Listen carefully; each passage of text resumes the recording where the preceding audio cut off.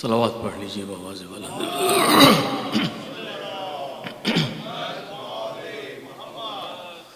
اعوذ باللہ من الشیطان الرجیم، بسم اللہ الرحمن الرحیم، الحمد للہ رب العالمین، بارئ الخلائق اجمعین، والصلاة والسلام على سيدنا ونبينا ومولانا أبي القاسم محمد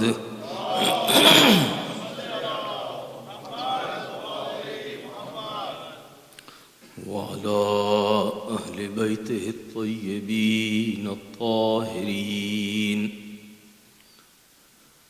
الذين أذهب الله عنهم الرجس وطهرهم تطهيرا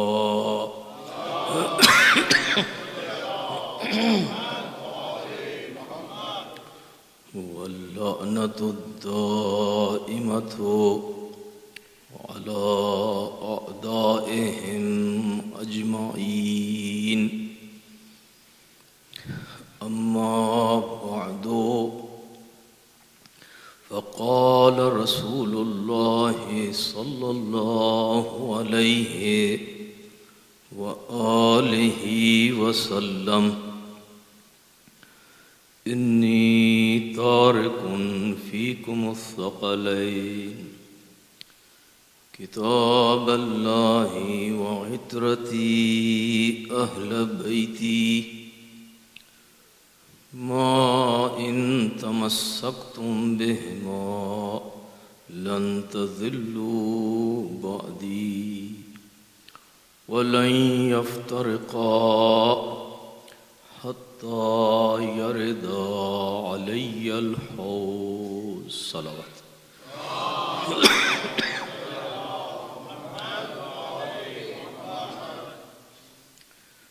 ارباب اعضاء، قرآن و اہل بیت کے موضوع پہ حدیث ثقلین کے حوالے سے ہماری گفتگو جاری و ساری ہے، اور آج کی گفتگو کل کی گفتگو کا تسلسل ہے۔ کل میں نے حدیث کے اس حصے پہ تاکید کی تھی اور زیادہ زور دیا تھا جس میں پیغمبر اکرم نے قرآن اور اہل بیت کا جو باہمی متقابل اور میوچل جو ریلیشن ہے وہ جو بیان کیا تھا کہ لن یفترقا، کہ یہ دونوں ایک دوسرے سے کبھی بھی جدا نہیں ہوں گے۔ اصل میں اہل بیت کا سب سے بڑا امتیاز یہی ہے، ورنہ قرآن کی تلاوت کرنے والے اور اپنے مطلب کی آیات لینے والے اور عند ضرورت قرآن کو استعمال کرنے والے تو ہمیشہ بہت رہے ہیں، بہت ہیں اور بہت رہیں گے۔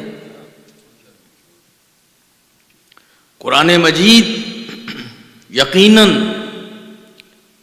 اسلام کا پرائم ریسورس ہے، اور جب بھی کسی موضوع پہ کوئی بات کرتا ہے، کوئی مقالہ لکھتا ہے، تقریر کرتا ہے، گفتگو کرتا ہے، کوئی پروجیکٹ شروع کرتا ہے، تو اس کی پہلی کوشش یہ ہوتی ہے کہ کم از کم ایک ریفرنس اپنی مرضی کا وہ کسی نہ کسی طرح سے قرآن سے کوٹ کر دے۔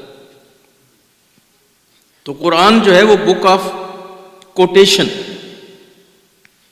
کہ صرف وہاں سے کوئی آیت لے لی اپنے مطلب کی اور اس کو بیان کر کے اپنی بات کو ثابت کر دیا۔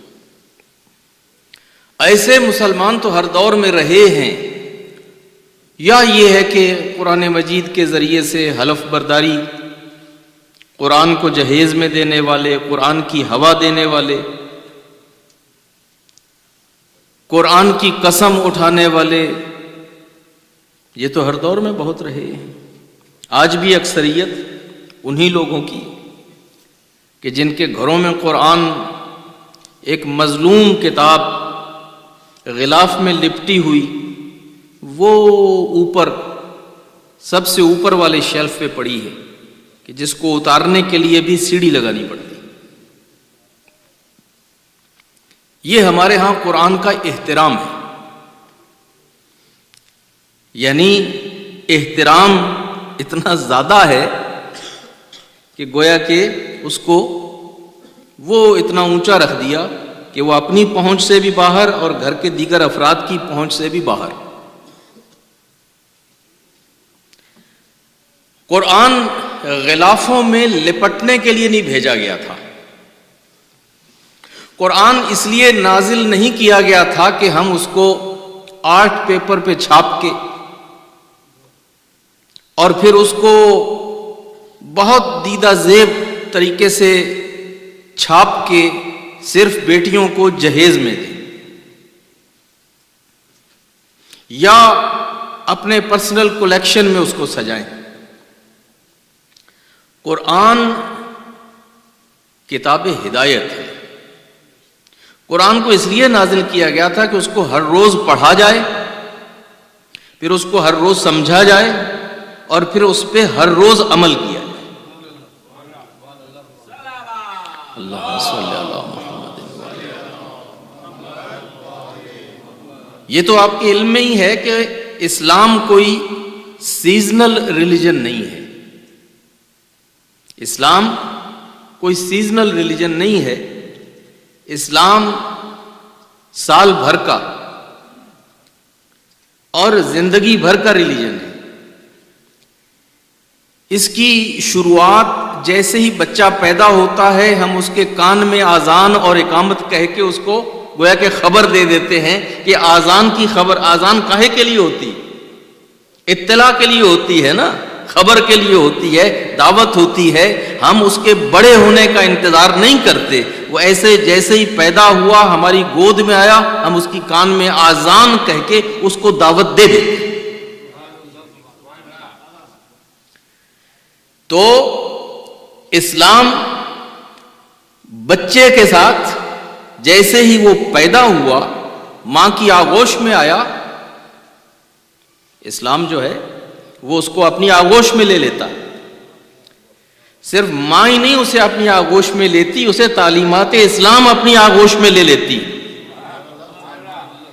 اور اس بچے کے حقوق اگر ماں باپ بھی ان کو پورا نہ کریں تو ان کے پورا کرنے کی ضمانت جو ہے وہ اسلام دیتا ہے۔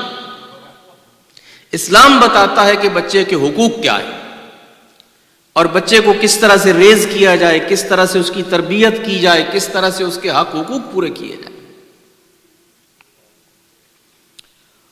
اور لگے ہاتھ میں یہ بات کہتا چلوں کہ اسلام نے خاص تاکید کی ہے کہ اگر تم چاہتے ہو کہ اپنے بچے کو سیلف کانفیڈنس دو، سیلف ریسپیکٹ دو، سیلف اسٹیم دو، اور اس کو صحیح راستے پہ چاہتے ہو کہ کانفیڈنٹ مسلم کے طور پہ، ایک ریسپیکٹ فل مسلم کے طور پہ، سیلف اسٹیم کے ساتھ وہ بچہ بڑا ہو، تو جہاں پہ بہت ساری چیزیں بتائی گئی ہیں، ان میں ایک چیز یہ ہے کہ اس بچے کی ماں کو احترام دو۔ اس بچے کی ماں کو احترام دو، اس لیے کہ جب بچے کی ماں کا احترام ہوتا ہے تو پھر ماں جس کانفیڈنس کے ساتھ، جس سیلف ریسپیکٹ کے ساتھ پھر وہ گھر کی شہزادی بن کے، ایک ملکہ اور کوئن بن کے اپنا رول ادا کرتی ہے، اس میں سینس آف سیکیورٹی ہوتا ہے۔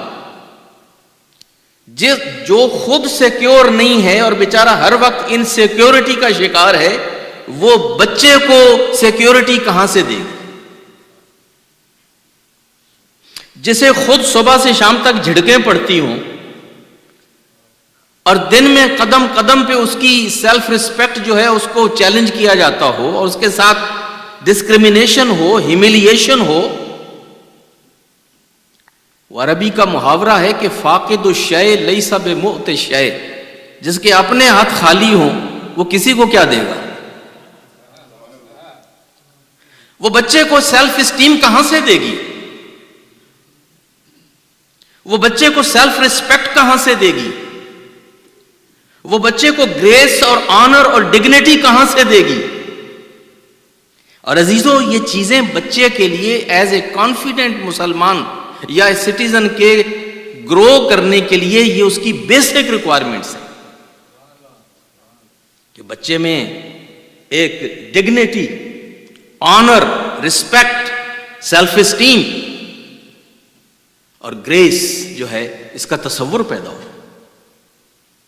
اور یہ اسی وقت ہوگا اگر آپ اپنے بچے کے لیے انویسٹ کرنا چاہتے ہیں تو اس کی ماں میں انویسٹ کریں، اس لیے کہ اس کی ماں اس کا مدرسہ ہے۔ آپ کی ماں آپ کے بچے کا پہلا مدرسہ اس کی ماں ہے۔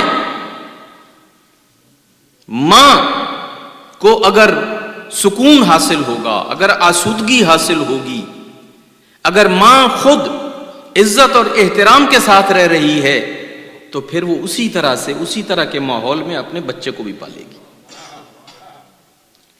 ہمارے ہاں جو عام طور پہ، اب مجھے کہنے کی ضرورت نہیں ہے، ہر آدمی جانتا ہے کہ جو ہمارے پرانے تصورات ہیں کلچرل، اسلام کے نہیں، جو پرانے کلچرل تصورات ہیں عورت کے بارے میں، اور پھر وہی عورت اگر اپنی بیٹی ہو تو قانون اور ہے، وہی بہو ہو تو قانون اور ہے۔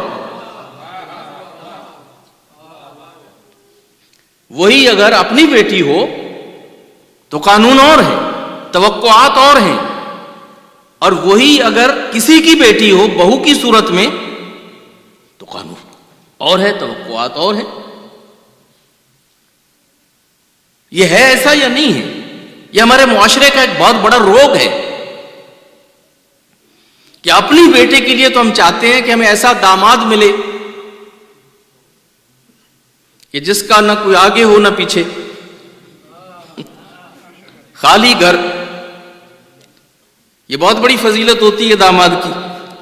اس کے فضائل میں سے ایک بہت بڑی فضیلت ہے کہ اس کے سارے دنیا سے خالی گھر ہے اور بیٹی راج کرے گی۔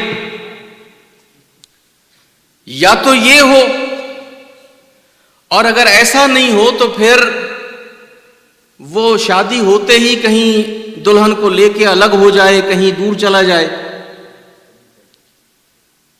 یہ خواہش ہوتی ہے نا ماں باپ کی اپنی بیٹی کے سلسلے میں کہ جیسے ہی شادی ہو تو اسے شوہر لے کے کہیں الگ چلا جائے اور وہ وہاں پہ چل کے رہے آزادی کے ساتھ، اور جیسے ہی مہینے کی پہلی تاریخ ہو تو وہ جو اسے ملتا ہے وہ لا کے پیش کر دے کہ یہ میری تنخواہ ہے، اور پھر اس کے بعد مہینہ بھر نہ پوچھے کہ یہ کہاں خرچ ہوا، کیسے ہوا، کیسے نہیں ہوا، وہ جو بھی ہے وہ اس نے اس کے حوالے کر دیا۔ تو بعض اوقات جو پیرنٹس، فارچونیٹ پیرنٹس، خوش نصیب پیرنٹس کو ایسے داماد اور ایسے گھر ملتے ہیں، اور ان سے اگر کوئی پوچھ لے کہ سنائیے آپ نے ماشاءاللہ اپنی صاحبزادی کی شادی کی اتنے سال ہو گئے، 6 مہینے ہو گئے، کیسے حالات ہیں، کیسی رہتی بستی ہے، کیا حالات ہیں، تو بڑے خوش ہو کے کہتے ہیں کہ جی ایسے داماد تو اللہ ہر کسی کو دے، ماشاءاللہ اپنا گھر ہے، الگ ہے، راج کرتی ہے، اور ہمارے داماد تو اتنے سعادت مند ہیں کہ بس وہ جیسے ہی ان کو تنخواہ ملتی ہے وہ لا کے وہ پورا کے پوری جو ہے وہ ہماری بیٹی کے ہاتھ پہ رکھ دیتے ہیں اور پھر پلٹ کے پوچھتے بھی نہیں کہ اس کا کیا کرنا اور کیا نہیں کرنا. اور اب اگر ان سے پوچھا جائے کہ آپ کو اپنے بہو سے کیا شکایت ہے اور اپنے بیٹے سے کیا شکایت ہے اور اس کے سلسلے میں آپ کا کیا خیال ہے، تو بیٹا اور بہو صبح قیامت تک انہی کے ساتھ رہیں، ان کو الگ نہیں ہونا چاہیے. ہم نے بیٹے کو الگ نہیں کرنا ہے، بہو کو الگ نہیں کرنا ہے، وہ ہمارے ساتھ ہی رہے گا. آخر ہم نے پالا ہے، پوسا ہے، بڑا کیا ہے، اس پہ انویسٹ کی ہے، خرچ کیا ہے، تو وہ ہمارے ساتھ ہی رہے. اور پھر بہو جو ہیں ذرا بہت زیادہ لبرٹی نہ لیں، وہ اپنے دائرے میں رہیں. اور اگر بیٹا جو ہے وہ اس بیچاری کو جا کے تنخواہ دے دے تو پھر اس کے جو جس طرح سے ذکر ہوتا ہے کہ یہ ایسا زن مرید ہے اور اس نے تو اس پہ جناب قبضہ کر لیا ہے، اس کے پاس تو کالا جادو، انہوں نے تو کوئی تعویذ کروا دیے ہیں. ہمارے پاس آتے ہیں لوگ جادو کا توڑ کروانے کے لیے کہ مولانا ہماری بہو جو ہے اس نے یا اس کی ماں نے یعنی ہمارے بیٹے کی ساس نے ہمارے بیٹے پہ جادو کر دیا. تو آپ کے داماد پہ جادو نہیں ہوا تھا مگر آپ کے بیٹے پہ جادو ہو گیا. تو یہ بڑی منافقت کی زندگی ہے. منافق صرف وہی نہیں ہوتا کہ جو علی کا منکر ہوتا ہے، جس کے قول اور فعل میں تضاد ہو وہ بھی منافق ہوتا ہے. جس کا اپنے لینے کا پیمانہ اور ہو اور دینے کا پیمانہ اور ہو وہ بھی منافق ہوتا ہے. جس کے لینے کے باٹ اور ہیں اور دینے کے باٹ اور ہیں، لینے کا پیمانہ اور ہے، دینے کا پیمانہ اور ہے. بیٹی کے لیے قانون الگ ہے، بہو کے لیے الگ ہے، بیٹے کے لیے الگ ہے، داماد کے لیے الگ ہے. وہ منافق نہیں ہے تو وہ کون ہے؟ اور ہمارے سماج کا، ہمارے معاشرے کا، ہمارے گھر کا سب سے بڑا مسئلہ یہی منافقت ہے.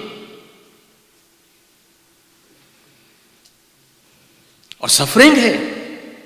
مولانا قبلہ یہاں تشریف رکھتے ہیں، آپ ان سے پوچھ لیجئے گا ان کا کتنا وقت کاؤنسلنگ میں جاتا ہو. خود ہمارا اچھا ٹائم، اچھا خاصا چنک آف مائی ٹائم وہ کاؤنسلنگ میں جاتا ہے. اور جھگڑے ایسے ہوتے ہیں جو بچوں کے سے ہوتے ہیں. تعجب ہوتا ہے کہ پڑھے لکھے لوگ، سیولائز لوگ جو ویسے تو ویسٹ میں رہتے رہتے بڑے ویسٹرنائزڈ ہو گئے ہیں، جب ان ایریاز میں آتے ہیں تو بالکل ویسے کے ویسے جیسے ہوا کرتے تھے. تو ہر کسی نے اپنا پک چوز کیا ہوا ہے کہ کہاں پر امریکن ہونے میں فائدہ ہے وہاں امریکن ہو جاتے ہیں، جہاں دیسی ہونے میں فائدہ ہے وہاں دیسی ہو جاتے ہیں، جہاں مسلمان ہونے میں فائدہ ہے قرآن کوٹ کرتے ہیں اور جہاں سیکولر سسٹم سرو کرتا ہے وہاں پہ سیکولر ہو جاتے ہیں. اگر ان کو معلوم ہو کہ مولانا کے پاس جائیں گے تو فیصلہ ہمارے حق میں ہوگا تو ہم مسلمان ہیں، ہم تو مولانا کے سوا کہیں نہیں جاتے، ہم تو مولانا سے فیصلہ کروائیں گے. اور اگر ان کا کیس اس طرح کا ہو کہ انہیں معلوم ہو کہ مولانا سے مجھے کچھ نہیں ملنے والا تو ہم امریکہ میں رہتے ہیں، ہم تو یہاں کی سول کورٹ میں جائیں.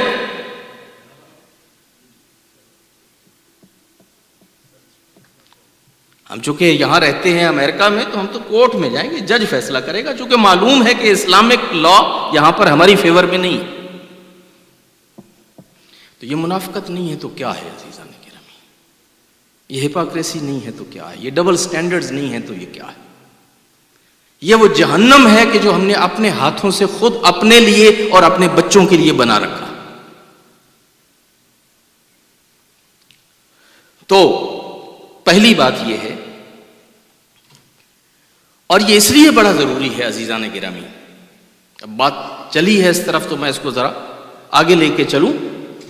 ہمارا سب سے بڑا چیلنج اس کانٹمپریری سوسائٹی میں اور خاص طور پہ دنیا کے اس حصے میں جس کی میجورٹی نان مسلم ہے، اس کے اندر مسلم بچوں کی تربیت ہے. نان مسلم انوائرمنٹ کے اندر، نان مسلم سوسائٹی کے اندر سب سے بڑا چیلنج یہ ہے کہ مسلمان بچے محب اہل بیت بچے، عزادار بچے، اور پابند صوم و صلات بچے، اور حلال و حرام کا امتیاز رکھنے والے اور خیال رکھنے والے بچے ہم اس معاشرے میں کیسے پیدا کریں اور کیسے پالیں، یہ ہے اصل چیلنج۔ 10 12 15 20 ڈالر کی یا $50 پر آور کی نوکری تلاش کر لینا، یہاں نوکری تو ہر کوئی کر رہا۔ آپ نے کون سا تیر مارا؟ لوگ افریقہ سے بھی آئے ہیں اور یہاں پہ ملینئر ہو گئے ہیں، تو اگر آپ نے کوئی ملینئر اگر ہو گیا ہے تو یہاں پہ تو لوگ ننگے پاؤں آئے اور ملینئر ہو گئے، جن کے جیب میں چند کوارٹرز تھے آج وہ دولت سے کھیل رہے ہیں۔ گھر بنا لیا تو کون سا کمال کیا ہے؟ کون سا جانور ہے جو اپنا گھر نہیں بناتا؟ کون سا پرندہ ہے جو اپنا گھونسلہ نہیں بناتا؟ کون سا جانور ہے کہ جو اپنی کچھار نہیں بناتا، اپنا گھر نہیں بناتا، اپنا سر جھکانے اور سر چھپانے کی جگہ نہیں بناتا؟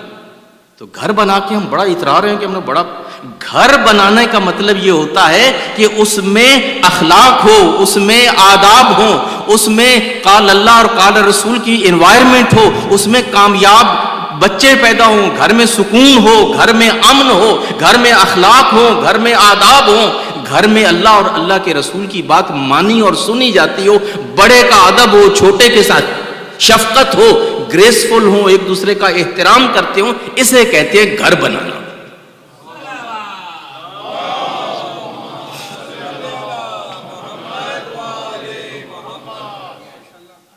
اسے کہتے ہیں گھر بنانا۔ گھر بنانے کا مطلب وہ کنسٹرکشن ورک نہیں ہوتا، گھر بنانا کہ جس کے اندر ادب، اخلاق، احترام، حلال و حرام کا شعور، بندگی اور انسانیت کے اصول یہ حاصل تو آدمی کہے کہ ہاں الحمدللہ میں نے گھر بنایا ہے۔ تو عزیزان گرامی، یہ سلسلہ ہمیں اس کے رہنما اصول کہاں سے ملتے ہیں؟ قرآن سے ملتے ہیں۔ اور پھر قرآن تو تھیوری ہے، قرآن تو ہمیں گائیڈنگ پرنسپلز دیتا ہے، لیکن اب ہم نے اپنی بیٹی کا احترام کیسے کرنا ہے یہ محمد مصطفیٰ اور علی مرتضیٰ ہمیں بتاتے ہیں۔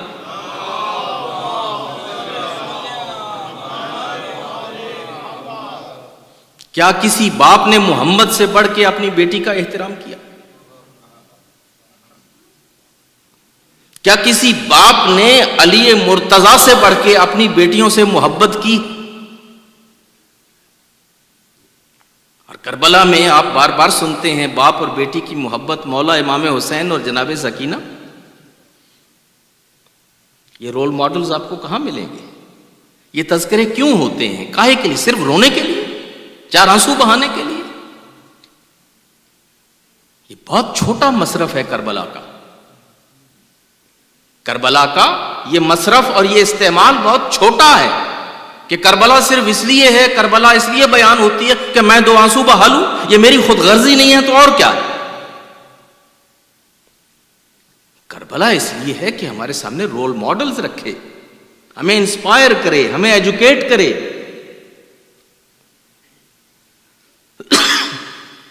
بیٹی کا احترام، بیٹیوں کا جو احترام محمد و آل محمد نے کیا ہے میرے دوستو،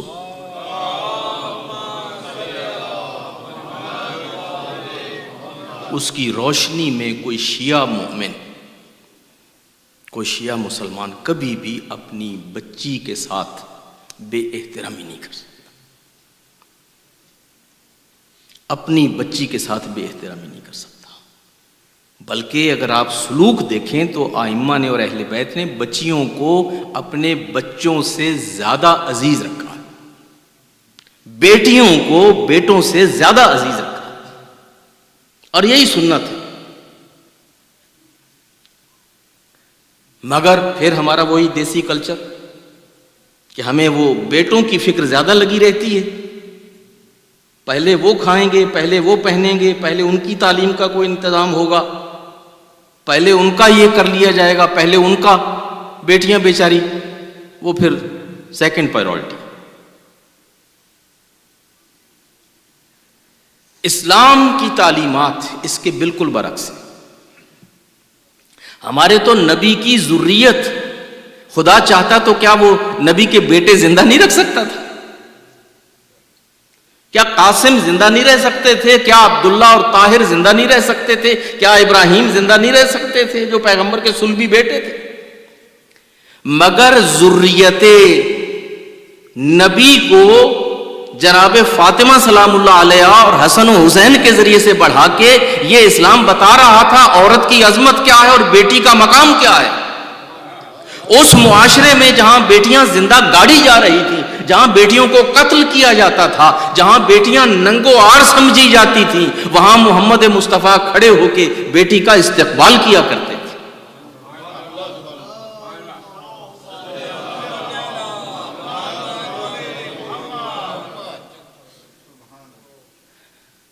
مل کے ایک صلوات پڑھیے بابا جی.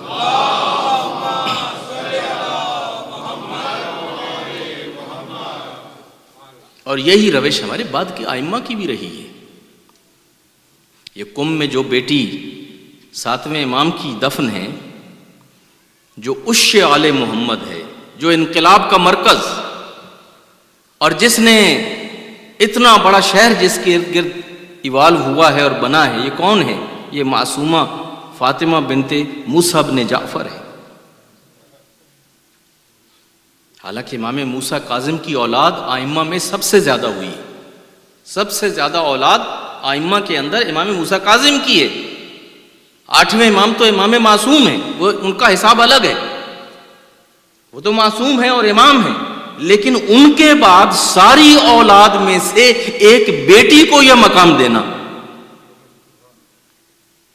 یہ 7ویں امام نے دکھایا ہے کہ یہ فاطمہ صرف فاطمہ بنت محمد ہی نہیں، فاطمہ بنت موسیٰ بن جعفر بھی اس احترام کی حامل ہیں اور مالک ہیں. اور یہ سنت ہے اہل بیت کی، جو پیغمبر نے کیا ہے، پیغمبر کی اولاد اور ائمہ بھی اسی اصول پر قائم ہیں. بیٹیوں کے دل نرم ہوتے ہیں، وہ صنف نازک ہے، صنف لطیف ہے. اسی لیے روایات میں کہا گیا کہ اگر کوئی گفٹ بھی دو تو بیٹی کو پہلے دو، بیٹے کو بعد میں دو. اگر کسی موقع پہ اولاً تو بچوں کے درمیان ڈسکریمنیشن نہیں ہونا چاہیے، لیکن اگر کہیں مجبوری ہو جائے کہ کچھ کرنا ہی ہے تو پھر وہاں پہ بیٹی کو اہمیت دی جائے بیٹے کے اوپر. تو عزیزان گرامی، ہمیں ان چیزوں کو سمجھنا، یہ مجالس اصل میں اس لیے ہوتی ہے، ایجوکیشن کے لیے، اور اس لیے کہ ہمیں آئینہ دکھائیں، ہمیں سیرت اہل بیت دکھائیں، ہمیں قرآن کی تعلیمات دکھائیں، اور پھر ہمیں کچھ چیلنجز دیں کہ ہم وہ چیلنجز لے کے اپنے آپ کو، اپنی بار کو ذرا ہائر کریں، اپنا پروگریس کریں، ترقی کریں. پچھلے سال جیسے آزادار تھے اس سال اس سے بہتر آزادار ہوں. پچھلے سال جیسے نمازی تھے اس سال اس سے اچھے نمازی ہوں. پچھلے سال جیسے زائر تھے اس سال زیادہ معرفت کے ساتھ زیارت کے لیے جائیں. پچھلے سال جہاں ہم تھے اللہ کے ساتھ ہمارا تعلق تھا، اب ہمارا تعلق اللہ کے ساتھ اور نزدیک ہو جائے. اور اگر ہم نے پورے 40 دن مجلسیں سن لیں اور ان میں بیٹھ لیے اور نعرے بھی لگا لیے اور گریہ بھی کر لیا، لیکن جہاں تھے وہیں ہیں، زمین جنبد نہ جنبد گل محمد. تو اگر گل محمد بن کے بیٹھنا ہے، اب خدا کرے یہاں گل محمد کوئی نہ ہو. صلوات کیجیے بابا سے.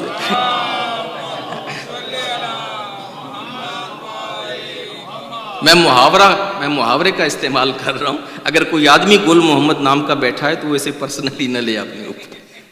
یہ فارسی کا ایک محاورہ ہے کہ ساری دنیا ہل جائے، اپنی جگہ سے ہل جائے، مگر گل محمد نہیں ہلے گا.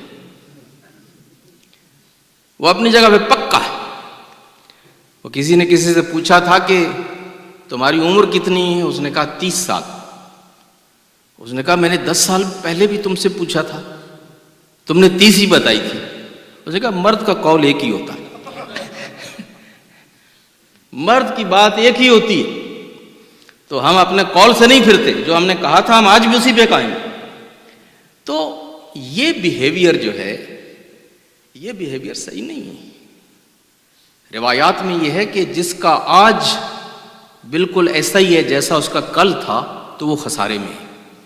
من استوا یوما ہو فہو مغبون، یہ حدیث ہے کہ جس کا کل اور آج بالکل ایک جیسے ہیں وہ گھاٹے میں رہا۔ آج اس کو کل سے آگے جانا چاہیے تھا۔ آپ نے کل شاپ بند کی، بزنس میں آپ اپنے رجسٹر شام کو کلوز کیا، آپ نے دیکھا کہ آپ کہاں تک پہنچے، کتنے پیسے کمائے، اور پھر اس کے بعد اگلے دن بھی آئیں، سارا دن دکان کھولیں، سارا دن لائٹیں آن، سارا دن امپلائیز نے کام کیا، اور جب شام کو کاؤنٹ کریں تو بس جہاں رات کو کل چھوڑ کے گئے تھے اتنا ہی ہے، ایک پینی اور نہیں آئی، اور سارا دن لائٹیں بھی آن رہی اور امپلائیز نے بھی کام کیا، اور سارا دن آپ بھی وہاں بیٹھے، تو بتائیے پھر آپ آج خسارے میں رہے یا نہ رہے؟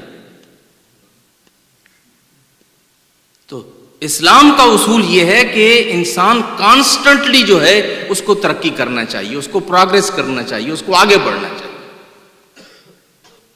اللہ کا نظام بھی یہی ہے کہ اس نے ہر چیز کو متحرک پیدا کیا ہے، ہر چیز موشن میں ہے، ہر چیز حرکت میں ہے، کوئی چیز سٹینڈ سٹل نہیں کر رہی، everything is in motion, everything, ہر چیز موو ہو رہی ہے، چاہے وہ سامنے کی طرف چاہے اوپر کی طرف، ہر چیز حرکت میں ہے، ہر چیز متحرک ہے۔ اور یہی محاورہ ہے کہ حرکت ہی میں اللہ نے برکت بھی رکھی، حرکت ہی میں اللہ نے برکت رکھی۔ تو بہرحال ہمارا سب سے بڑا چیلنج عزیزان گرامی یہ ہے کہ ہم ایک ایسی انوائرمنٹ میں رہ رہے ہیں اور ہم یہاں پہ آ گئے ہیں کہ جہاں پر ہمیں مسلمان بچے مسلم ویلیوز کے ساتھ، مسلم آئیڈینٹی کے ساتھ ریز کرنا یہ کوئی آسان کام نہیں ہے، یہ بہت مشکل کام ہے۔ آپ کو ہوا کے مخالف رخ پہ چلنا پڑتا ہے۔ وہ لوگ میرے ساتھ ایگری کریں گے، میرے اپنے 6 بچے ہیں اور اب میں نانا اور دادا بھی ہوں، تو میں اب میرے سامنے جو ہے وہ دونوں جنریشنز ہیں۔ جب آپ کے ہائی سکولرز اسکول سے واپس آتے ہیں یا مڈل اسکول کے بچے بچیاں جب بیچارے گھر واپس آتے ہیں اسکول سے پڑھ کے، تو وہ بیچارے ان کی حالت یہ ہوتی ہے کہ جیسے ایک لاش ہوتی ہے نا، جس میں کوئی جان نہیں ہے، کوئی اس میں حرکت نہیں ہے، کوئی اس میں وہ نہیں ہے، وہ بیچارے ڈپریسڈ، ڈاؤن، ڈپرائیوڈ، سارا دن وہ وہاں پر اس عذاب میں پھنسے ہوئے ہیں کہ سارے اس طرف جا رہے ہیں اور یہ ان کو اکیلے اس طرف جانا پڑا۔ وہ پیپرانی کھا رہے ہیں جی، وہ وہاں پہ اپنا مزے کا چکن کھا رہے ہیں، وہاں پہ وہ اپنے لنچ اسکول کا ہاٹ لنچ کھا رہے ہیں، اور یہ بیچارے وہاں چیز پیزا لے کے ہر روز بیٹھے ہوئے ہیں۔ گھر سے جو ہے وہ بیچارے جو بھی لے کے جاتے ہیں، اسکول بس میں ایک دوسرے کے باہوں میں بائیں ڈالے ہوئے ہیں، ہائی اسکول کے ہیں تو خیر پھر بات بہت آگے نکل جاتی، اور یہ بیچاری بچی حجاب بھی پہنا ہوا ہے، لڑکا ہے تو بیچارہ اس کی بھی یہی حالت، اور ہر چیز میں ایک بگ نو ہے، یہ بھی نہیں کر سکتے، یہ بھی نہیں کر سکتے، یہ بھی نہیں کر سکتے، یہ بھی نہیں کر سکتے، آپ میوزک نہیں سن سکتے، آپ جناب گانے نہیں سن سکتے، آپ ڈانس نہیں کر سکتے، آپ ایسا لباس نہیں پہن سکتے، آپ ایسی غذا نہیں کھا سکتے، آپ یہ نہیں کر سکتے، آپ وہ نہیں کر سکتے۔ وہ ایک بچہ پورے کراؤڈ میں، ایک پورے کلاس میں ایک نکو بنا ہوا۔ آپ ریالٹی کو ریالٹی کے طور پہ دیکھیں تو یہ بچی بیچاری جسے سینکڑوں باتیں سننے کو ملتی ہیں اپنی ہم عمر دوسری بچیوں سے، سینکڑوں باتیں اسے سننی پڑتی ہیں دوسرے لڑکوں سے، لڑکوں کو سننی پڑتی۔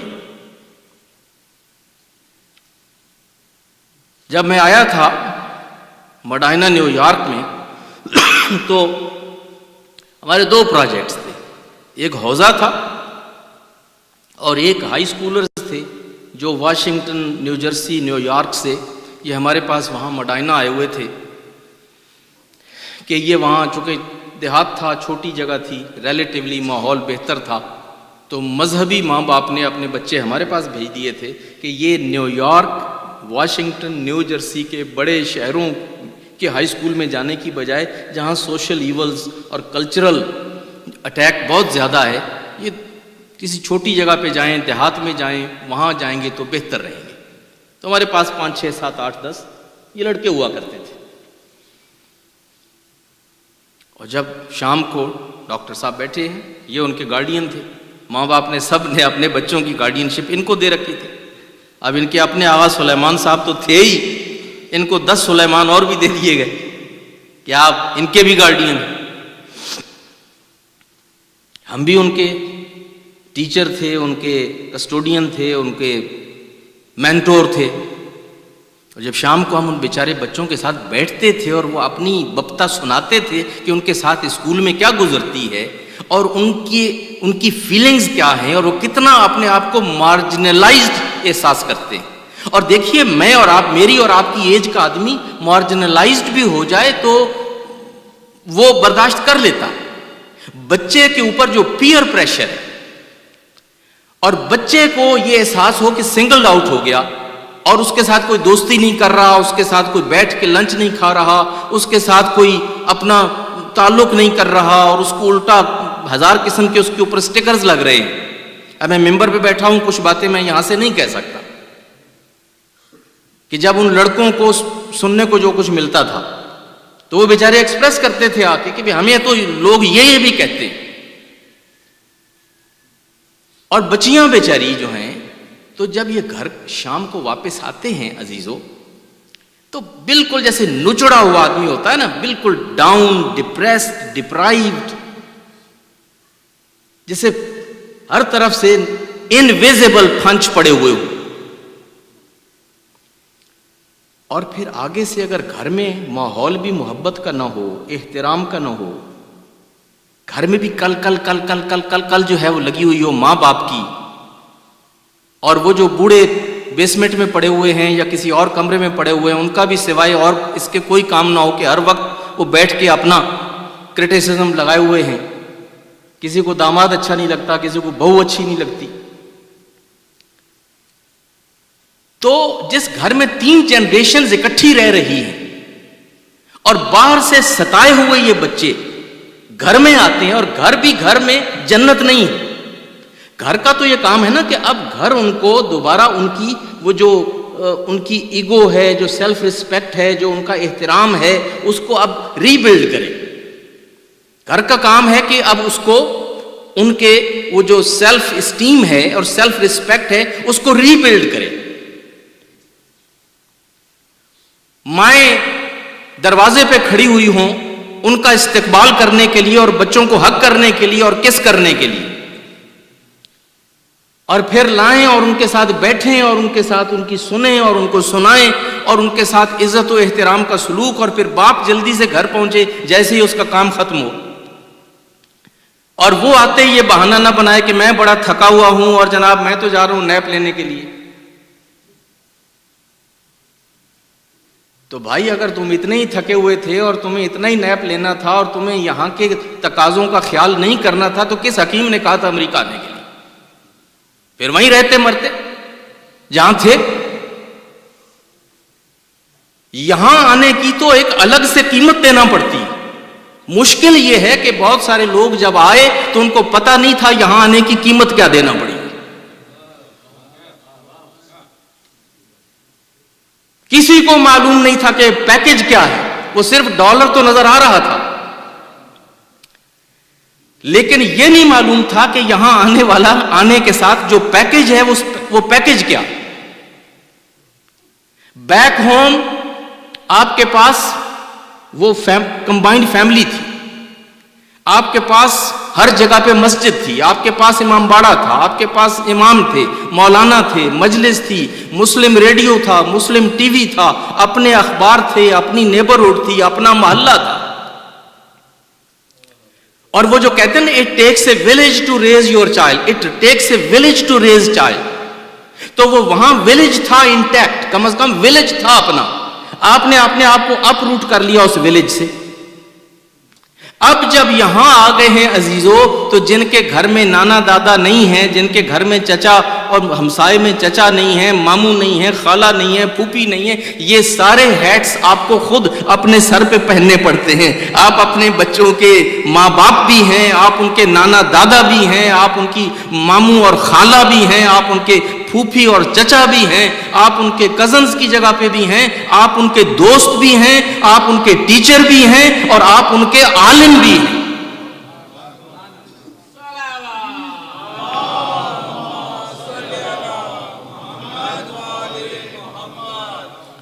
مجھے خود اندازہ ہے کہ گفتگو ذرا آج اس طرف نہیں گئی جس طرح عام طور پہ لوگ پسند کرتے ہیں، اور ذرا گفتگو تھوڑی خشک ہے، لیکن عزیزان گرامی اصل باتیں یہی ہیں. یہاں پر آپ کے پاس وہ لگژریز نہیں ہیں جو بیک ہوم تھیں. یہاں پہ وہ سارے ہیٹ آپ کو خود پہننے. آپ ان کے ماں باپ بھی ہیں، آپ کو ان کے ساتھ دوست بن کے کھیلنا بھی ہے، آپ کو ان کے ساتھ جا کے کوئی اچھی مووی کسی اچھی جگہ پہ دیکھنی ہے تو وہ بھی آپ کو ساتھ جا کے دیکھنا پڑے گا. آپ کو ان کے ساتھ جا کے گیم بھی دیکھنا پڑے گی. یہ بھی میں آپ کو بتا دوں، ہم میں سے کچھ لوگ ذرا ضرورت سے زیادہ ہی مولوی ہو جاتے ہیں، وہ ہم سے بھی زیادہ مولوی، کہ ان کے خیال میں دین جو ہے بس وہ صرف نام ہے، بس نماز پہ نماز پڑھے چلے جاؤ اور روزے پہ روزہ رکھے چلے جاؤ. نہیں، دین اتنا خشک نہیں. دین میں تصور ہے کہ آپ بچوں کے ساتھ کھیل کے میدان میں جائیے، کھیلیے، یا گیم ہو رہی ہے تو جا کے دیکھیے. یہاں تو آپ کو پتہ ہے اس ملک میں جو اصول دین ہیں، اس ملک کے کلچر کے، ان میں دو میجر اصول دین جو ہیں وہ ایک میوزک ہے اور ایک گیمز ہیں، سپورٹس ہیں. اب وہ میوزک تو ہماری مجبوری ہے کہ ہم نہیں وہ افورڈ کر سکتے، لیکن کم از کم سپورٹس، گیمز، ایکسرسائز، اس کی تو گنجائش ہے نا.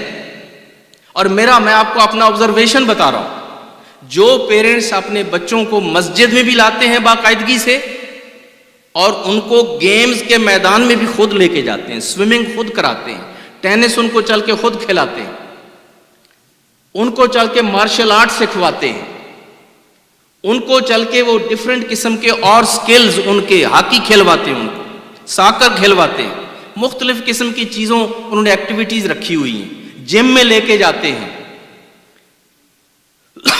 اور پھر ان کے ساتھ دوستی کی ہوئی ہے. ان کے بچے جب مسجد میں آتے ہیں تو وہ خوشی خوشی آتے ہیں، وہ خوشی خوشی آتے ہیں وہ بچے، اور وہ ماں باپ کے ساتھ کوآپریٹ کرتے ہیں اور ہمارے ساتھ بھی کوآپریٹ کرتے ہیں. اور جو ماں باپ یہ سب کچھ نہیں کرتے اور صرف ایک ہی راؤٹ انہوں نے یاد کیا ہوا ہے، گھر سے مسجد اور مسجد سے گھر، ان کے بچے مسجد سے بھی تنگ، مولانا سے بھی تنگ، اور آخر میں دین سے بھی تنگ.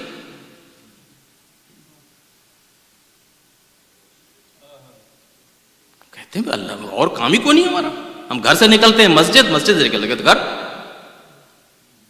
تو وہ کچھ عرصہ تو یہ سب کرتے ہیں، لیکن پھر اس کے بعد وہ بچے جو ہے، وہ ماں باپ جب ان کو مسجد کا نام لیتے ہیں تو وہ ان کو تکلیف ہوتی ہے مسجد کا نام بھی سنتے ہوئے. اور پھر ایسے ماں باپ جو ہیں وہ آ کے ہمارے اوپر، وہ قبلہ میں آج اپنے بچے لایا ہوں، ذرا آپ تھوڑا ان کو لیکچر دیں. بھائی تمہارے اپنے لیکچر سن کے بچے جو ہیں وہ تنگ ہیں، اب تو ہمیں ہائر کر رہا کہ ہم بھی تیرے بچے کو وہی لیکچر دیں. وہ جیسے تم سے بھاگے ہوئے وہ ویسے امامے سے بھی بھاگ جائیں. تو عزیزان گرامی، that is not the solution.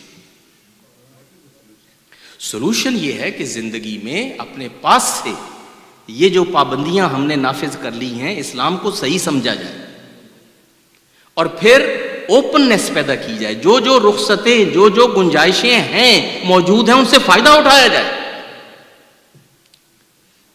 بچوں کو اسکول بھی بھیجا جائے، لیکن صرف اسکول بھیجنے پہ قناعت نہ کی جائے، ان کے اسکول میں خود بھی جائیں، والنٹیئر کریں، اسکول سے انوالو ہوں، اسکول میں، اسکول کی مینجمنٹ کے ساتھ. وہ جو پیرنٹس اور اسٹوڈنٹس کی آرگنائزیشن ہوتی ہے پی ٹی او، اس میں انوالو ہوں. جن بچوں کے پیرنٹس اسکول میں نہیں جاتے، ٹیچرز سے نہیں ملتے، ان سے ون آن ون تعلق نہیں رکھتے، فیڈ بیک نہیں دیتے، پرسویڈ نہیں کرتے، بچوں کے پروگراموں میں اسکول میں شرکت نہیں کرتے، ان بچوں کو ٹیچرز بھی توجہ دینا چھوڑ دیتے کہ یہ یتیم سے بچے، ٹھیک ہے، اس کو جہاں مرضی بٹھا دو، اس کے ساتھ جیسا مرضی بیہیویئر اختیار کر دو. لیکن جن بچوں کا انہیں پتا ہے کہ ان کے پیرنٹس جو ہیں وہ فلی انوالو ہیں، وہ ہر روز بچوں سے پوچھتے ہیں کہ آج کا دن بیٹے کیسے گزرا، آج ٹیچر نے کیا پڑھایا، آج مدرسے میں کیا سیکھا، آج کیا ہوا. یہ لوگ مل کے ڈنر کرتے ہیں، ایک دوسرے سے بات سنتے ہیں، سناتے ہیں، پوچھتے ہیں. اور پھر جب وہ ایونٹس ہوتے ہیں ڈیفرنٹ اور میٹنگز ہوتی ہیں تو پیرنٹس اسکول میں جاتے ہیں، ان کی ٹیچرز کے ساتھ، والنٹیئرز کے ساتھ، بورڈ کے ساتھ، سسٹم کے ساتھ آشنائی ہے، تو ان کے بچوں کے ساتھ یتیموں کا سا سلوک نہیں ہوتا. پھر بچوں کی جو دوسری ایکٹیویٹیز ہیں کہ بچے اسکول سے تو آ گئے، اب گھر پہ پھر ان کو کچھ اور بھی کروایا جائے، باہر نکلا جائے. اتنا خوبصورت ملک ہے، اتنی گرینری ہے، اتنے گارڈنز ہیں، اتنے پارکس ہیں،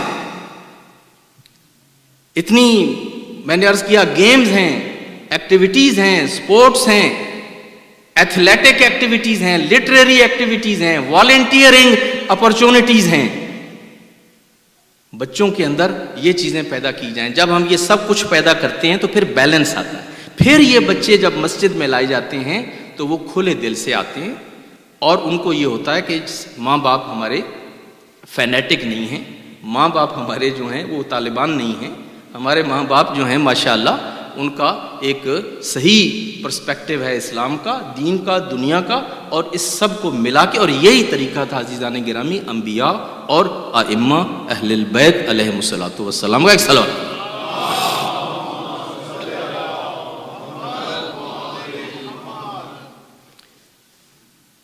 اہل بیت کی زندگی کو اب مشکل یہی نہ دیکھیے، آج اسی سے اندازہ فرما لیجیے کہ میں نے ذرا گفتگو اس موضوع پہ زیادہ لمبی کر دی. اب آدھے سے زیادہ مجمع جو ہو سکتا ہے وہ ناراض ہو کہ مولانا نے یہ آج کیا لیکچر دے دیا، سوشل سٹڈیز پہ لیکچر دے دیا بجائے مجلس پڑھنے کے.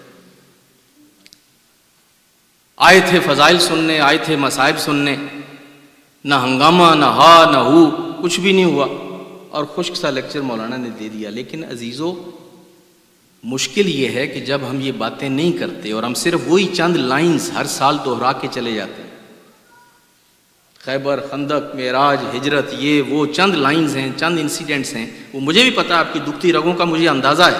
میرے لیے 2 منٹ لگیں گے ابھی جو ہے سارے اچھلتے ہوئے نظر آئیں.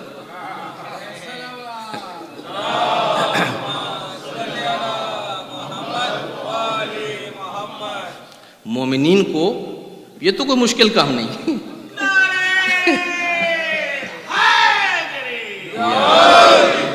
لیکن اہل بیت کی زندگیوں کو ہمیں ایگزامن کرنا چاہیے، اس میں سے سبق نکالنے چاہیے، اس میں سے اپنے لیے راستے نکالنے چاہیے.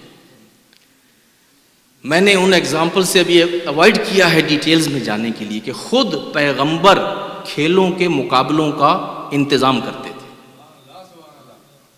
وہ ہماری طرح کے مولوی نہیں تھے کہ اب ہم جو ہے نا صرف آپ کو محراب میں نظر آتے ہیں. پیغمبر نے اونٹوں کی ریسیں بھی لگوائی ہیں، گھوڑوں کی ریسیں بھی لگوائی ہیں، کھیلوں کے مقابلوں کا اہتمام کیا ہے، اور 10 قسم کی اور ایکٹیویٹیز کی ہیں، اس لیے کہ وہ بیلنس رہے دین اور دنیا میں.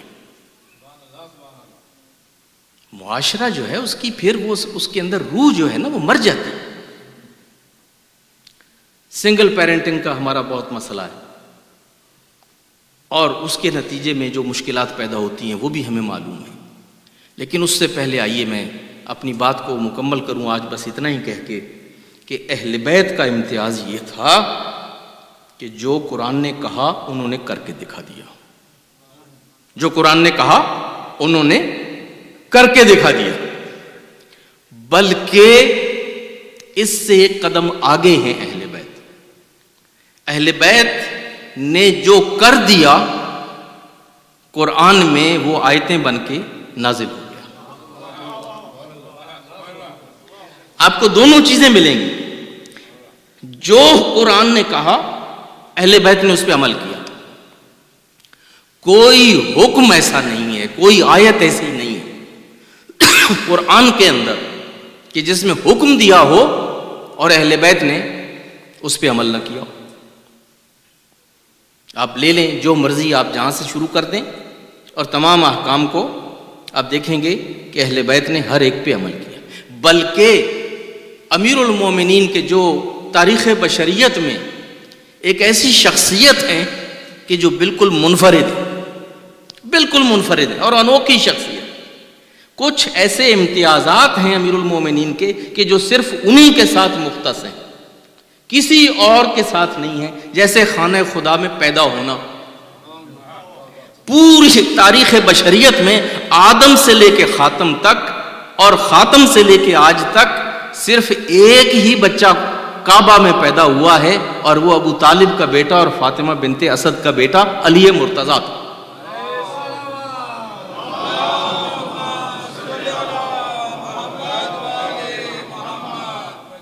اور اس طرح کے امتیازات اگر میں آپ کو گنوانا شروع کروں تو آپ حیران ہو جائیں گے کہ کیا انوکھی شان ہے امیر المومنین کی۔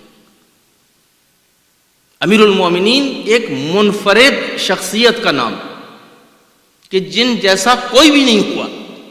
لیکن ایک امتیاز جو میں یہاں پہ عرض کرنا چاہتا ہوں تفسیر قرآن کی روشنی میں، قرآن مجید میں ایک آیت ہے، قرآن مجید میں ایک آیت ہے سورہ مجادلہ میں،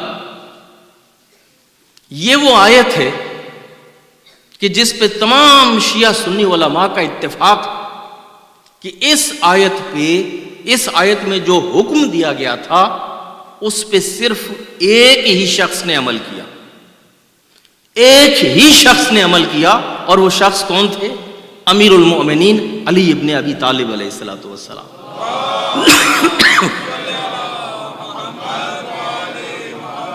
اور ان کے علاوہ اصحاب محمد میں سے بعد میں تو وہ حکم منسوخ ہو گیا، لیکن جتنے دن وہ حکم رہا اس پہ صرف اگر عمل کیا ہے تو امیر المومنین نے کیا۔ تو یہ امتیازی شان ہے۔ آپ کہہ سکتے ہیں، جو کہتے ہیں نا سب ایک جیسے ہیں اور کچھ فرق نہیں ہے ان لوگوں میں، آپ کہہ سکتے ہیں کہ یہ آیت ہے، اس کے اوپر بتاؤ علی کے علاوہ کیا کسی نے عمل کیا تھا؟ اب اس کا کانٹیکسٹ مختصر جلدی بتا دوں کیا تھا۔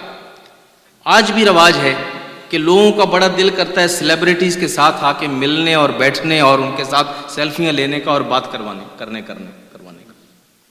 جہاں پہ کوئی امپورٹنٹ آدمی، بڑا آدمی، لیڈر بیٹھا ہوتا ہے تو وہ جو ہوتے ہیں نا کچھ لوگ اس طرح کے لائم لائٹ میں آنے والے، وہ کہیں اور نہیں بیٹھیں گے، وہ انہی کے ساتھ دائیں بائیں آ کے جگہ نکالنے کی کوشش کریں گے، وہ انہی کے ساتھ آ کے چپکیں گے، اور پھر وہ ایسا ایک امپریشن کریٹ کرنے کی کوشش کرتے ہیں کہ جناب ہم تو ان کے بالکل رائٹ ہینڈ ہیں، ان کے لیفٹ ہینڈ ہیں، بلکہ ہم کیا، یہ تو ہماری جیب میں ہے، اور ہم جو چاہیں جس وقت چاہیں ان کو ایکسس کر سکتے ہیں، ان سے بات کر سکتے ہیں، ہم سے ہی یہ مشورہ کرتے ہیں اور ہم جو کہتے ہیں یہ مانتے ہیں۔ تو وہ ایک تھوڑا سا اپنا ایک تاثر پیدا کرتے ہیں۔ پیغمبر اکرم کی زندگی کو اجیرن کیا ہوا تھا اس زمانے کے کچھ چودھریوں نے کہ وہ بار بار آ کے پیغمبر سے کہتے یا رسول اللہ آپ سے ذرا ایک بات کرنی ہے، مگر تخلیہ میں کرنی ہے، پرائیویٹلی بات کرنی ہے، بڑی اہم بات ہے۔ وہ اٹھا کے لے جاتے پیغمبر کو ادھر، پیغمبر گئے، پھر انہوں نے کہا کہ جی آج مجھے کسی نے بتایا ہے کہ ایسا ہوا ہے ویسا ہوا ہے، ایسی کوئی نہ کوئی انہوں نے اپنی کہانی سنانی۔ واپس آئے، پیغمبر بیٹھے، دوسرے چودھری صاحب آ گئے، انہوں نے کہا جی کہ مجھے آپ سے بات کرنی۔ یا تو وہ اٹھا کے لے جاتے تھے سائڈ پہ، اور یا ساتھ آ کے بیٹھتے تھے اور پھر نزدیک آ کے پیغمبر کے کان میں سرگوشیاں کرتے تھے، یہ دکھانے کے لیے کہ ہم پیغمبر کے بڑے قریب۔ اب پیغمبر جو ہے، جو کچھ ہم نے پڑھا ہے کتابوں میں، پیغمبر بہت بامروت انسان تھے، پیغمبر خلق عظیم کے حامل وہ شخص تھے کہ جو کسی کا بھی دل نہیں توڑتے تھے۔ اللہم صلی اللہ لہٰذا ہم یہ کہتے ہیں کہ اگر لوگ پیغمبر کے اتنے قریب نظر آتے ہیں تو اس میں ان کا کمال نہیں ہے، وہ اتنے اچھے نہیں تھے، بلکہ یہ پیغمبر کی برداشت کا مظاہرہ ہے. یہ پیغمبر کی برداشت تھی کہ پیغمبر نے ہر انسان کو برداشت کیا، اور جب وقت بے وقت وہ آیا، دروازہ کھٹکھٹایا، اس نے، پیغمبر نے اس کو اٹینڈ کیا. جو ساتھ آ کے بیٹھا پیغمبر نے اس کو بیٹھنے دیا. جس نے کان میں سرگوشی کی پیغمبر نے اس کی بات سن لی. جس نے کہا حضور ساتھ والے کمرے میں چلنا ہے، بات کرنی. لیکن جب ٹو مچ ہو گیا یہ، تو اللہ نے سورہ مجادلہ میں ایک آیت نازل کی. ایک آیت نازل کی، یا ایھا الذین آمنوا اذا ناجیتم الرسول فقدموا بین یدی نجواکم صدقہ. اے اہل ایمان، جب رسول کے ساتھ ان پرائیویٹ کوئی بات کرنا چاہو تو پہلے ذرا کچھ اپنا والیٹ نکالو اور کچھ خرچ کرو اور صدقہ دو. یہ 900 لائن جو ہے نا، یہ کوئی آج کی نئی چیز نہیں ہے کہ آپ کال کریں اور پھر مشورہ کریں اور پہلے پیسے دیں اور پھر بات کریں. اللہ نے کہا کہ میرے رسول کا وقت قیمتی ہے بھائی، اور تم آ کے ضائع کرتے ہو خواہ مخواہ. تو اگر میرے رسول سے کوئی خصوصی بات کرنی ہے تو پہلے لا کے صدقہ دو اور پھر بات کرو. یہ ہے آیت سورہ مجادلہ کی، قرآن مجید کی. اب جب یہ آیت نازل ہو گئی تو سنی شیعہ تفسیروں میں لکھا ہے کہ امیر المومنین کے پاس ایک دینار تھا. آپ نے چل کے اس دینار کو توڑوایا، اس کے بنے 10 درہم، اور 10 دن مسلسل امیر المومنین آئے، 1 درہم صدقہ دیا، اور پھر رسول اللہ سے کوئی سرگوشی کی، کوئی بات کی، صرف اس لیے کہ وہ سارے بھاگ گئے تھے.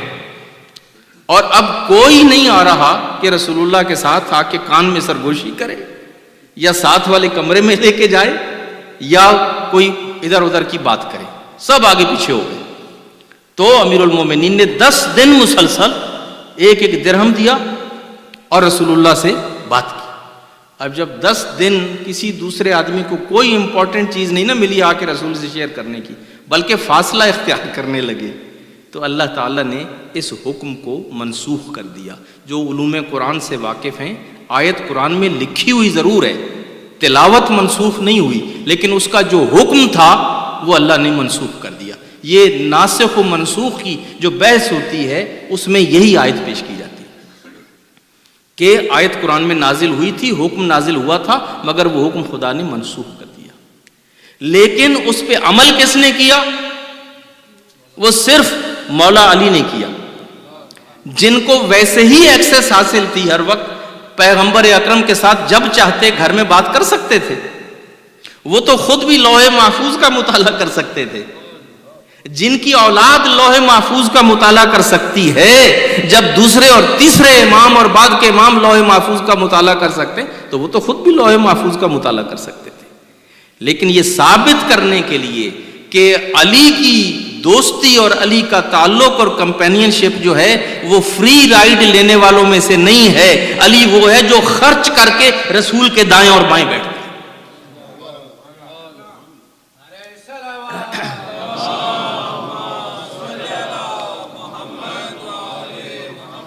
یہ تو وہ ایک حکم تھا، وہ آیت تھی کہ جس پہ صرف علی نے عمل کیا اور کسی نے عمل نہیں کیا، اور باقی تو ہر چیز پہ عمل کیا ہے. اور اگر آپ مثال دیکھنا چاہیں کہ یہ عمل کرتے تھے پہلے اور قرآن بن کے وہ عمل پھر نازل ہو جاتا تھا، تو آئیے جب بچے بیمار ہوتے ہیں اور آپ نظر مانتی ہیں، جناب سیدہ نظر مانتی ہیں، بچے ٹھیک ہو گئے تو ہم روزے رکھیں گے.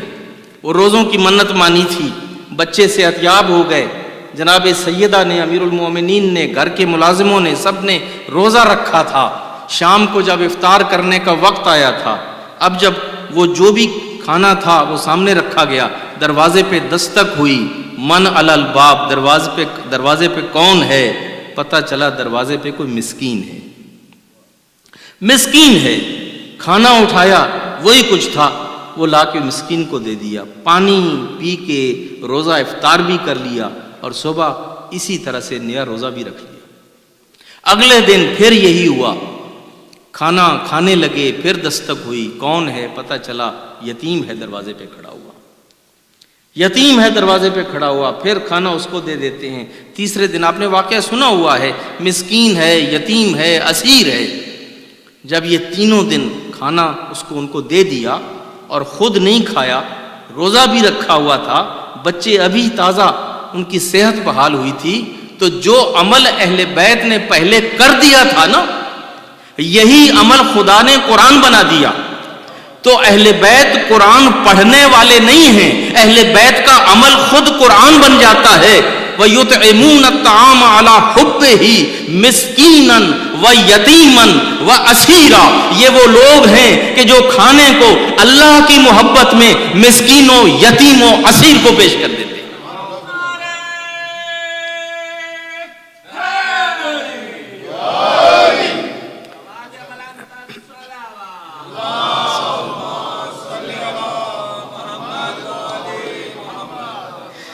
ان کا عمل قرآن بنتا ہے، باقی دنیا قرآن کو پڑھ کے عمل کرنے کی پابند ہے، اور یہ وہ ہیں کہ جن کا عمل خود قرآن بن جاتا ہے۔ اور پھر وہ بھی کہ جو رکوع کی حالت میں جب ایک سائل نے آ کے سوال کیا تھا اور مسجد میں نماز پڑھ رہے تھے، اور ایک سائل نے سوال کیا، سارے نماز پڑھ رہے تھے، لیکن علی نے جب سائل کی آواز سنی تو اپنی انگوٹھی اس کو پیش کر دیا، اپنا ہاتھ اشارے سے پیش کر دیا، اس نے انگوٹھی اتار لی۔ یہ علی کا عمل تھا، علی نے یہ عمل پہلے کیا ہے۔ سورہ مائدہ کی آیت نمبر 55 یہ عمل بن کے نازل ہوئی، انما ولیکم اللہ ورسولہ والذین آمنوا الذین یقیمون الصلاۃ ویؤتون الزکاۃ وہم راکعون۔ علی نے رکوع پہلے کیا اور یہ آیت بعد میں نازل ہوئی۔ علی نے وہ زکوٰۃ پہلے دی، نماز پہلے پڑھی، اور یہ عمل قرآن بن کے قرآن میں نازل ہوا۔ تو اہل بیت کا جو قرآن سے تعلق ہے وہ یہ تعلق ہے۔ اہل بیت صرف قرآن کے قاری نہیں ہیں، صرف قرآن کے حافظ نہیں ہیں، اہل بیت کا عمل خود قرآن کا حصہ ہے۔ اور عزیزو، یہی وہ اسپرٹ تھی اہل بیت کی، وہ جو ان کو کربلا میں لے کے آئی، کہ ان کا جو تعلق ہے قرآن کے ساتھ، اب قرآن خطرے میں ہے، قرآن کا پیغام خطرے میں ہے، قرآن کا نظام خطرے میں ہے، اس کے تحفظ کے لیے اہل بیت مدینہ چھوڑتے ہیں، مکہ چھوڑتے ہیں اور کربلا میں آ جاتے ہیں۔ عزیزو، شب عاشور تھی، مولا نے اصحاب کو اکٹھا کیا اور ان سے خطاب فرمایا۔ اس خطاب کی تفصیلات آپ شب عاشور کو سنیں گے، لیکن اس کا خلاصہ یہ ہے کہ مولا نے کہا کہ دیکھو، ان کو دشمنی ہم سے ہے، تم لوگوں سے کوئی دشمنی نہیں ہے۔ اگر کل کو یہ ہمیں پالیں گے اور آپ نہ بھی ہوئے تو یہ آپ کی تلاش میں کہیں نہیں جائیں گے، چونکہ ان کا کام ہم سے، لہٰذا تم ہمیں یہاں اکیلا چھوڑ دو، رات کی تاریکی سے فائدہ اٹھاؤ اور یہاں سے چلے جاؤ۔ مولا نے دیکھا کہ کوئی جانے کے لیے تیار نہ ہوا، وفادار تھے، یہ کیسے چھوڑ کے جاتے؟ مولا نے وہ جو دیا جل رہا تھا نا، اس کو گل کر دیا اور کہا کہ اگر تم میری دیکھتی آنکھوں کے سامنے جانے میں شرمندگی محسوس کرتے ہو تو دیکھو، میں نے کمرے کو تاریک کر دیا، خیمے کو تاریک کر دیا، اب تاریکی ہے، جس کو جانا ہے جائے۔ کوئی جانے کے لیے تیار نہیں ہوا۔ اتنے میں مولا نے کہا کہ میں تمہیں ایک کام بھی دیتا ہوں، تمہیں یہ ہوگا نا کہ جب تم جاؤ گے تو شہر والے، محلے والے تم سے پوچھیں گے اور کہ تم کیوں چھوڑ کے چلے آئے، تو میں تمہیں ایک جاب دیتا ہوں، ایک کام دیتا ہوں کہ جب جاؤ تو یہ کہنا کہ حسین نے ہم سے کہا تھا کہ میرے اہل بیت کی یہ بیبیاں اور یہ بچے جو ہیں نا، ان کو واپس مدینہ میں پہنچا دو۔ تو میرے ان بیویوں اور بچوں کو مدینہ میں پہنچا دو ایک ایک کر کے، اور یہی عذر بن جائے گا تمہارا کربلا کو چھوڑنے کا۔ جب مولا نے یہ کہا تو عزیزو ایک مرتبہ ابو الفضل العباس یوں گردن پہ تلوار رکھ کے کھڑے ہو گئے۔ کہا مولا، ہم زندگی کے صرف چند دنوں اور چند سالوں کے لیے آپ کو اکیلے چھوڑ کے چلے جائیں؟ کیا ہم نے فاطمہ زہرا کو منہ نہیں دکھانا ہے؟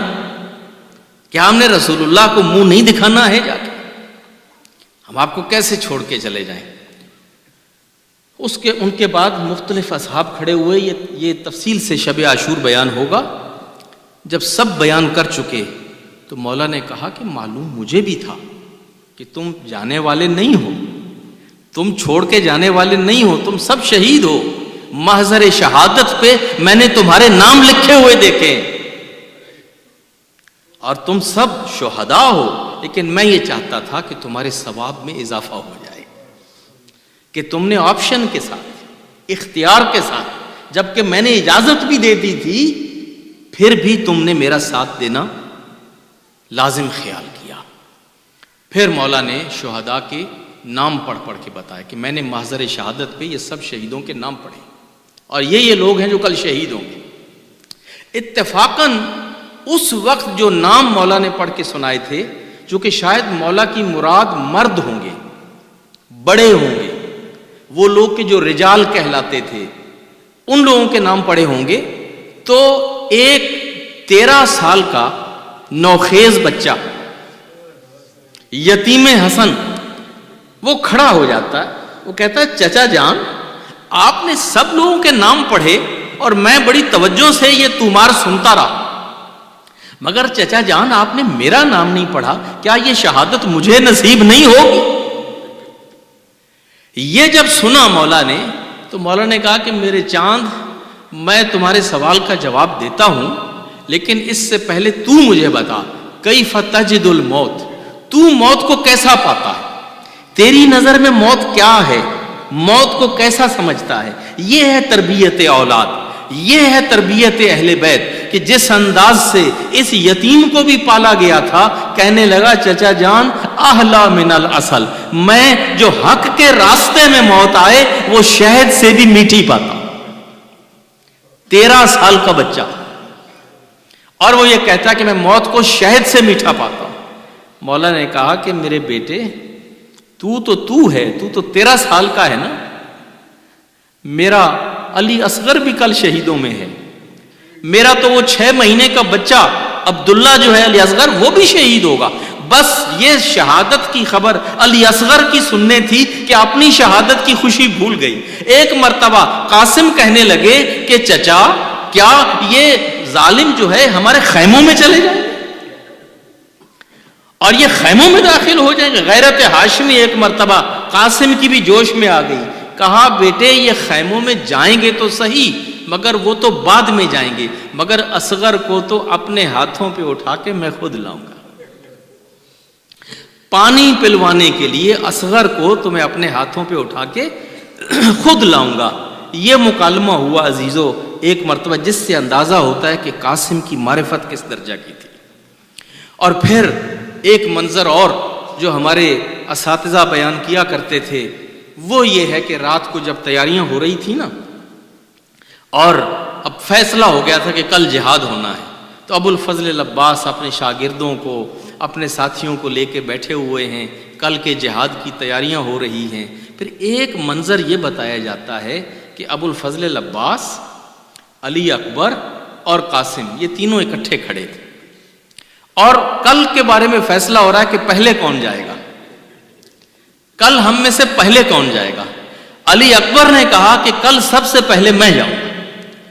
جب علی اکبر نے کہا نا سب سے پہلے میں جاؤں گا، تو ابو الفضل العباس نے کہا کہ نہیں اکبر، تیرے چلے جانے سے میرے مولا کی آنکھوں کا نور چلا جائے گا، میرے مولا کی آنکھوں کا نور چلا جائے گا۔ میں نہیں چاہتا کہ میری موجودگی میں میرے مولا کی آنکھوں کا نور چلا جائے، بیٹے پہلے میں جاؤں گا۔ اب جیسے ابو الفضل العباس نے کہا نا کہ پہلے میں جاؤں گا، تو اکبر جواب دے کے کہتے ہیں کہ چچا اگر آپ چلے گئے تو میرے بابا کی کمر ٹوٹ جائے گی، اور میں نہیں چاہتا کہ میری موجودگی میں میرے بابا کی کمر ٹوٹ جائے۔ جب دونوں نے یہ مکالمہ کیا نا تو درمیان میں سے قاسم بولتے ہیں، کہتے ہیں اکبر تو بھی نہ جا کہ میرے چچا کی آنکھوں کا نور نہ چلا جائے، اور چچا عباس آپ بھی نہ جائیں کہ میرے چچا کی کمر نہ ٹوٹ جائے۔ میں تو ایک بچہ ہوں اور وہ بھی یتیم ہوں، میرے جانے سے کیا فرق پڑتا ہے، میں چلا جاؤں گا اور مجھے بھیج دینا۔ کہیں نزدیک میں حسین یہ مکالمہ سن رہے تھے، آگے بڑھ کے آئے، یتیم کو اپنی آغوش میں لیا، کہا قاسم کیا تو سمجھتا ہے کہ اکبر مجھے تم سے زیادہ عزیز ہے؟ اے قاسم میں نے تمہیں اپنے بیٹے کے طور پہ پالا ہے۔ قاسم کیا تو یہ سمجھتا ہے کہ مجھے اکبر تم سے زیادہ عزیز ہے؟ نہیں، تو میرے بھائی کی یادگار ہے، میں تمہیں دیکھتا ہوں مجھے حسن مجتبی یاد آ جاتے ہیں۔ عزیزو یہ شان ہے قاسم کی۔ اگلے دن صبح جب قربانیاں گئیں ایک کے بعد ایک لوگ جانا شروع ہوئے، قاسم بار بار آئے، چچا مجھے اجازت دیجیے، چچا مجھے اجازت دیجیے۔ ہر مرتبہ حسین کوئی نہ کوئی عذر کر کے قاسم کو منع فرماتے رہے، اتنا منع کیا کہ روتے ہوئے قاسم اب خیمے کے اندر اپنی ماں کے پاس آتے اور کہتے اماں جان چچا مجھے اجازت نہیں دیتے، آپ اجازت دلوائیے۔ ایک مرتبہ خیمے کا پردہ اٹھا، خیمے کا پردہ اٹھا، ایک سیاہ پوش بی بی وہاں سے چلی، کمر جھکائی ہوئی تھی، لگتا ہے سنو سال اب بڑھ گیا تھا اس بیوہ کا۔ آتی ہیں ایک مرتبہ مولا کے سامنے کھڑی ہو جاتی ہے، کہتی ہے مولا کیا آپ کے نانا کی شریعت میں بیوہ کا ہدیہ قبول نہیں ہوتا؟ مولا کیا آپ کے نانا کی شریعت میں کسی بیوہ کی قربانی قبول نہیں ہوتی؟ بھاوت اے میری بہن، اے باجی، ام فروا آپ مجھے خیمے میں بلا لیتی، آپ نے کیوں تکلیف کی، آپ یہاں کیوں چلی آئیں؟ کہا میں نے صبح سے کتنی مرتبہ قاسم کو بھیجا، صبح سے کتنی مرتبہ قاسم کو بھیجا ہے، آپ نے قاسم کو اجازت نہیں دی ہے، آپ للہ قاسم کو اجازت دیجئے۔ ام فروا کی اس سفارش پہ حسین نے قاسم کو اجازت دی۔ اور عزیزو یہ واحد شہید ہے، یہ واحد شہید ہے کربلا کا کہ جب گھوڑے پہ سوار ہوا نا تو اس کے پاؤں رکابوں تک نہیں پہنچتے تھے، اس کے پاؤں رکاب تک نہیں پہنچتے تھے۔ ایک خاص تکنیک ہے جو بچوں کو جب گھوڑے پہ سوار کیا جاتا ہے تو رکاب کو گانٹھ دے کے اوپر کیا جاتا ہے کہ بچے کے پیر رکاب تک پہنچیں۔ اس طرح سے حسین نے رکاب کو اوپر کیا کہ قاسم کے پاؤں رکاب میں جائیں۔ پھر ایک مشکل یہ پیش آئی کہ کوئی جنگی خود اتنا نہیں تھا جو قاسم کے سر پہ آئے، قاسم کا سر چھوٹا تھا، جنگی خود بڑے تھے، اسی طرح سے جنگی لباس، کوئی لباس قاسم کے جسم پہ پورا نہیں آتا تھا۔ بڑی مشکل سے حسین نے یتیم حسن مجتبی کو اس قاسم کو تیار کیا، گھوڑے پہ بٹھایا، میدان میں بھیجا۔ مقتل بتاتی ہے جب بھی کوئی جاتا تھا نا میدان میں لڑنے کے لیے، روانہ کرنے کے بعد حسین تھوڑی دیر کے لیے کرسی پہ بیٹھ جاتے تھے۔ یہ واحد شہید ہے، جب میدان میں بھیجا نا اس کو، حسین کرسی پہ نہیں بیٹھے، حسین کرسی پہ نہیں بیٹھے، یوں ہی کمر پہ ہاتھ رکھ کے نظر میدان میں رکھی ہوئی ہے اور قاسم کے اوپر نظر ہے۔ بچہ گیا ہے، ابھی اس کی آواز آئے گی اور چچا جائے گا۔ تھوڑی دیر قاسم نے جنگ کی اور جنگ کے جوہر دکھائے، لیکن ایک ظالم نے آ کے ایسا وار کیا کہ قاسم جو ہے گھوڑے سے گرتے ہیں۔ چچا میرا سلام قبول کیجئے، چچا میرا سلام آخر قبول کیجئے۔ قاسم کی آواز کا بلند ہونا تھا۔ روایت میں ملتا ہے حسین یوں گئے جیسے کوئی باز اپنے شکار پہ جاتا ہے، یوں حسین دوڑ کے گئے، اتنی تیزی کے ساتھ گئے چل کے قاسم کی لاش پہ کہ عزیزو وہ جو گھوڑے تھے نا ظالموں کے، دائیں والے بائیں کو دوڑ گئے اور بائیں والے دائیں کو، اور جب حسین پہنچتے ہیں تو دیکھتے ہیں قاسم کا لاشا پامال ہو چکا، قاسم کا لاشا پامال ہو چکا ہے۔ ایک مرتبہ حسین نے بڑی حسرت کے ساتھ कासिम के सर को अपनी गोद में रखा और हसरत का एक बैन किया और कहा, मेरे यतीम, मेरे अजीज, मेरे बच्चे, मुझे इस बात का बड़ा अफसोस है, तूने चचा को पुकारा मगर चचा तेरी मदद को न पहुंच सका, मैं आया मगर मैं तेरी किसी काम ना आ सका। ए कासिम, जब जाओ मेरे भाई हसन मुजतबा को मेरा सलाम पहुंचाना, अपने बाबा को हमारा सलाम पहुंचाना। ये कह के कासिम को रुखसत किया, एक हिचकी ली, कासिम इस दुनिया से उठ के चले गए। अब हुसैन के लिए मुश्किल ये है, हुसैन ने हर किसी की लाश उठाई थी, हुसैन ने हर शहीद का लाशा उठाया था और हुसैन कासिम की लाश को उठा के लाना चाहते थे, मगर हुसैन की मजबूरी ये है कि लाश पामाल हो चुकी है, लाश के टुकड़े हो चुके हैं, कोई टुकड़ा यहाँ है, कोई टुकड़ा वहां है। एक मर्तबा हुसैन ने अपनी इस अबा को हाथ में लिया, इस अबा को जमीन पे बिछाया और फिर वो टुकड़े इकट्ठे किए, वो टुकड़े इकट्ठे करके हुसैन ने गठड़ी बनाई, उस गठड़ी को लेके हुसैन ने यूं अपनी पुष्ट के पीछे उस गठड़ी को लिया। अब हुसैन आ रहे हैं, माँ खैमे के दरवाजे पे खड़ी है। उम्मे फरवा ने जब देखा हुसैन ने लाश उठाई हुई नहीं है, कहा, मौला क्या कासिम ने वफा न की थी, क्या कासिम ने आपसे वफा न की? कहा, कासिम ने हक के वफा अदा कर दिया। कहा, फिर कासिम की लाश क्यों नहीं लाए? कहा, भाभी तुम लाश को देख नहीं सकोगे। एक मर्तबा हुसैन ने लाके वो गठड़ी मां के कदमों में रख दी और कहा, उम्मे फरवा ये कासिम है, मैं शर्मिंदा हूं कि कासिम की लाश को सही और सालिम तुम्हारे पास न ला। मातम